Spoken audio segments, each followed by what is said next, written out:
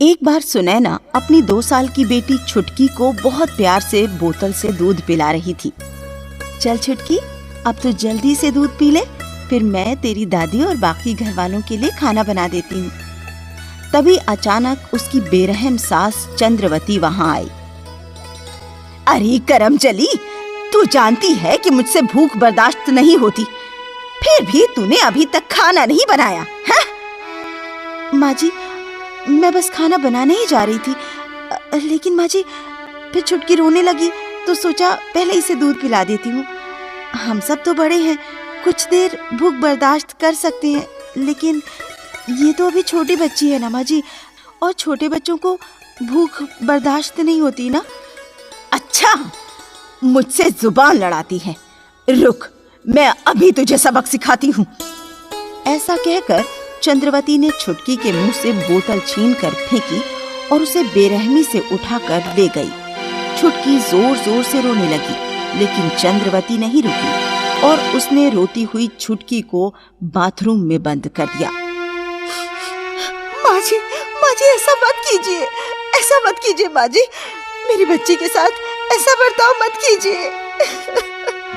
अब जब तक तू मुझे स्वादिष्ट मसालेदार मलाई कोफ्ते की सब्जी और देसी घी के पराठे नहीं खिलाती ना, तेरी ये बंदरिया ऐसी ही भूखी प्यासी बाथरूम में बंद रहेगी, तब तुझे समझ आएगा।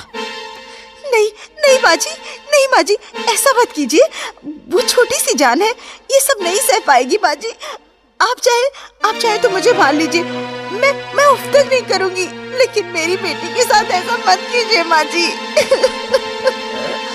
माँ जी ऐसा मत कीजिए। अगर उस बंदरिया की तुझे इतनी ही फिक्र है तो समय बर्बाद मत कर और जल्दी से मेरे लिए मलाई कोफ्ता और घी के पराठे बनाने शुरू कर। अब चल हट यहाँ से। ऐसा कहकर चंद्रवती वहाँ से चली गई। सुनैना बहुत भोली थी, वो अपनी बेरहम सास चंद्रवती के आगे कुछ नहीं कर पाती थी, इसलिए वो चुपचाप चंद्रवती की बात मान गई। रो मत छुटकी, मैं बस अभी सासू माँ को खाना खिला कर आती हूँ, ठीक है?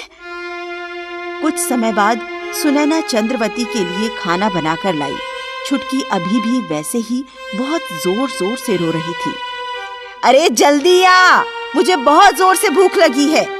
सुनैना ने जल्दी से चंद्रवती के आगे खाना परोसा और फिर वो जैसे ही पलटकर छुटकी को बाथरूम से निकालने के लिए जाने लगी, चंद्रवती ने उसे रोकते हुए कहा, अभी नहीं, जब तक मेरा खाना खत्म नहीं होता तेरी बंदरिया बाथरूम में ही बंद रहेगी।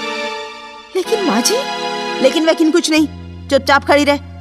सुनैना चुपचाप वहीं खड़ी रही और चंद्रवती का खाना खत्म होने का इंतजार करने लगी। तभी सुनैना के ससुर मदन लाल घर आए। मदन लाल बहुत बूढ़ा और कमजोर था, लेकिन चंद्रवती के उलट वो बहुत रहम दिल था और सुनैना को अपनी बेटी की तरह ही प्यार करता था। अरे बहू, ये छुटकी रो क्यों रही है और तुम उसे चुप क्यों नहीं कराती? आ गए तुम, आओ खाना खा लो। आज मैंने अपने पसंदीदा मलाई कोफ्ते बनवाए हैं। अरे पर छुटकी रो क्यों रही है? उसे कोई देखता क्यों नहीं? और वो है कहाँ? ये आवाज कहाँ से आ रही है? अजय, उसकी चिंता छोड़ो तुम, उसकी वजह से आज बहुत देर से खाना मिला है, इसलिए अब जब तक मैं खाना नहीं खा लेती वो बाथरूम में बंद रहेगी और कोई उसके पास नहीं जाएगा। ये सब क्या है चंद्रवती? तुम 2 साल की बच्ची के साथ ऐसा कैसे कर सकती हो? उम्र 2 साल हो या 200 साल, चंद्रवती के आगे किसी की नहीं चलती और तुम्हारी तो बिल्कुल भी नहीं, इसलिए मेरे सामने से हटो, मेरा खाना हो गया। माँ जी, क्या अब मैं छुटकी को बाथरूम से निकाल सकती हूँ? जो मर्जी करो। चंद्रवती के ऐसा कहते ही सुनैना दौड़ती हुई गई और उसने छुटकी को बाथरूम से निकालकर अपने सीने से लगा लिया। सीने से लगते ही छुटकी ने रोना बंद कर दिया। सुनैना बहू, तुम्हारी सास का तुम्हारे और छुटकी के साथ ऐसा बर्ताव देखकर मुझे बहुत बुरा लगता है, लेकिन मैं भी मजबूर हूँ। तुम तो जानती हो मेरी इस घर में बिल्कुल नहीं चलती और तुम्हारे पति को भी नौकरी के लिए तुमसे और छुटकी से दूर भोपाल रहना पड़ता है। लेकिन इससे भी ज्यादा दुख की बात यह है कि अगर वो आज यहाँ होता भी तो भी वो अपनी माँ का ही साथ देता। आप मेरी चिंता मत कीजिए ससुर जी, मैं ठीक हूँ, आप अपने स्वास्थ्य का ध्यान रखिए। अरे बहू, मेरे स्वास्थ्य की चिंता छोड़ो, मुझे तो इतनी बीमारियां हो चुकी हैं कि मैं आज नहीं तो कल इस दुनिया से चला ही जाऊंगा। मुझे तो तुम दोनों की चिंता होती है कि मेरे जाने के बाद चंद्रवती तुम्हारे साथ कैसा बर्ताव करेगी। ऐसे ही बहुत दिन बीत गए और चंद्रवती सुनैना पर जुल्म करती रही। फिर एक दिन अचानक सुनैना के ससुर मदन लाल की तबीयत बहुत बिगड़ गई।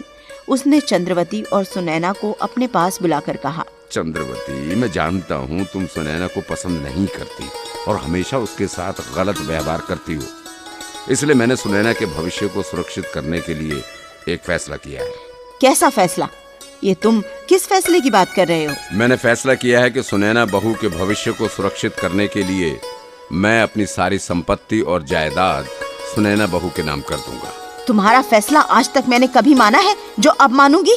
मैं जानता हूँ तुम यही कहोगी, इसलिए मैं पहले ही सारी कानूनी कार्रवाई कर चुका हूँ और अपने वसीयतनामे में मैंने सुनैना बहू को अपना उत्तराधिकारी घोषित कर दिया है। नहीं, मैं ऐसा नहीं होने दूंगी। अब तुम कुछ नहीं कर सकती, जो होना था वो हो चुका है। ऐसा कहते ही मदन लाल ने आखिरी सांस ली और दुनिया को छोड़कर चले गए और जाते जाते सुनैना को अपनी सारी जायदाद की मालकिन बना गए। चंद्रवती को लगा कि मालकिन बनने के बाद सुनैना अब उसे घर से निकाल देगी। अब ये 2 कौड़ी की लड़की सारी जमीन जायदाद की मालकिन बन गई है। अरे, मैंने तो इसके साथ कितना बुरा किया है। अब जरूर ये मुझे घर से निकाल देगी। मैं एक काम करती हूँ, अपनी बेटी को भोपाल से बुला लेती हूँ। उसके सामने ये मुझे घर से नहीं निकाल सके। माँ जी, आप क्या सोच रही हैं? मैं कुछ भी सोच रही हूँ, लेकिन तू जो सोच रही है वैसा कुछ करने की कोशिश मत करना। मेरा घर है ये और तू मुझे इस घर से नहीं निकाल सकती। रुक, मैं अभी फोन करके अपने बेटे को भोपाल से बुलाती हूँ। वो बेशक अपने पिताजी के लिए छुट्टी लेकर घर नहीं आ सका, लेकिन मेरे लिए उसे नौकरी छोड़कर भी आना पड़े तो वो जरूर आएगा। ये आप कैसी बात कर रही हैं माँ जी?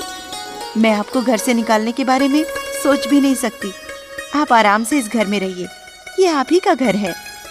इस तरह सुनैना ने चंद्रवती की सारी गलतियों को भुलाकर उसे घर में रहने दिया। लेकिन चंद्रवती सुनैना को मालकिन बना नहीं देख पा रही थी। ये सुनैना मेरे घर की मालकिन कैसे बन सकती है? ये जमीन जायदाद सब मेरी है। मैं इसके बूढ़े ससुर की गलती को सुधारकर ये सारी जायदाद अपने नाम करके ही रहूंगी। बेशक इसके लिए मुझे इसे रास्ते से हटाना ही क्यों न पड़े। उस रात जब सुनैना छुटकी को खाना खिलाने के लिए बैठी, तब चंद्रवती खीर की 2 कटोरियां लेकर उसके पास आई। सुनैना बहू, देख, आज मैंने अपने हाथों से तेरे लिए खीर बनाई है। क्या माँ जी, आपने मेरे लिए खीर बनाई है? हाँ हाँ, इसमें इतना हैरान होने वाली क्या बात है? ऐसा कहकर तूने मुझे पराया कर दिया। हाँ, नहीं, ऐसा नहीं है माँ जी। वो तो मैंने आपको कभी रसोई घर में काम करते नहीं देखा, इसलिए बोला।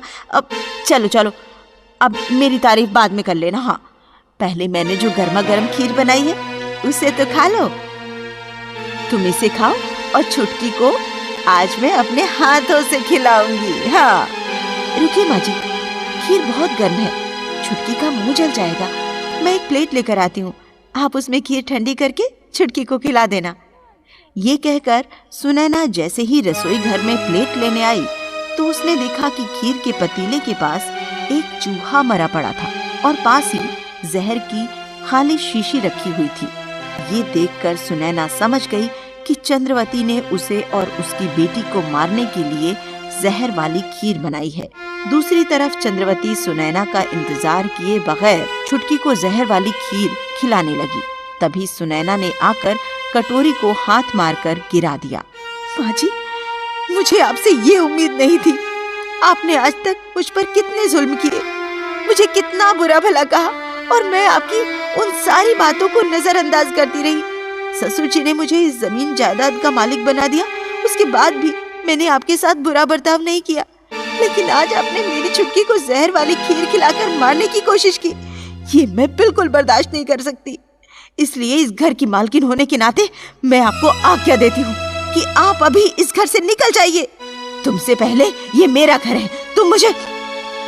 बस माँ जी, अगर आप सीधी तरह से इस घर से नहीं निकलेंगी तो मैं पुलिस को बुलाऊंगी और फिर हमें जहर देने की साजिश के जुर्म में आपको जेल जाना पड़ेगा। जेल का नाम सुनकर चंद्रवती डर गई और चुपचाप रात के अंधेरे में ही घर से चली गई। इस तरह एक रहमदिल ससुर ने एक बेरहम सास से अपनी भोली बहू को बचाने के लिए अपनी सारी जायदाद उसके नाम कर दी और फिर बेरहम सास के बुरे कर्मों की वजह से बहू ने उसे घर से बेघर